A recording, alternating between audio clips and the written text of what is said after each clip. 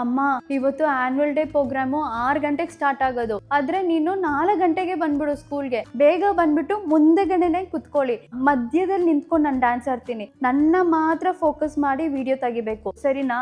ಸರಿ ಆಯ್ತು, ಇಷ್ಟು ಸತಿ ಹೇಳ್ತೀಯ, ಹೋಗ ಕಡೆ. ಇಲ್ಲ, ನೀನ್ ಮರ್ತೋಗ್ತೀಯ.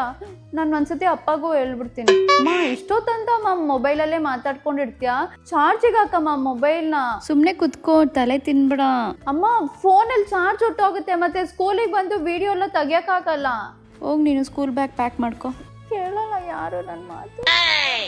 ಅಮ್ಮ ma'am safety pin, U pin, rubber band ತಗೊಂಬನ್ನಿ ಅಂತ ಹೇಳಿದ್ರು, ನಾನು ಮರ್ತೇ ಹೋಗ್ಬಿಟ್ಟೆ ನಿನಗೆ ಹೇಳಕ್ಕೆ. ಇವಾಗ ನಾಪ್ಕ ಬಂತ ನಿಂಗೆ ಹೇಳಕ್ಕೆ? ಅಮ್ಮ ಸಾರಿ ಮಾ, ಬಾಮ ಇವಾಗ ಈಸ್ಕೊಂಬಂದ್ಬಿಡಣ. ಅಮ್ಮ ಇವತ್ತು ಲಂಚ್ ಬಾಕ್ಸ್ ಎಲ್ಲ ಕೊಡಕ್ ಹೋಗ್ಬೇಡ, ನನ್ನ ಟೀಚರು ಸಮೋಸ ಮತ್ತೆ ಜ್ಯೂಸ್ ಕೊಡ್ತಾರೆ, ನಾನು ಅದೇ ತಿನ್ಕೊಂತೀನಿ, ಹೊಟ್ಟೆ ತುಂಬತ್ತೆ ಸಾಕು.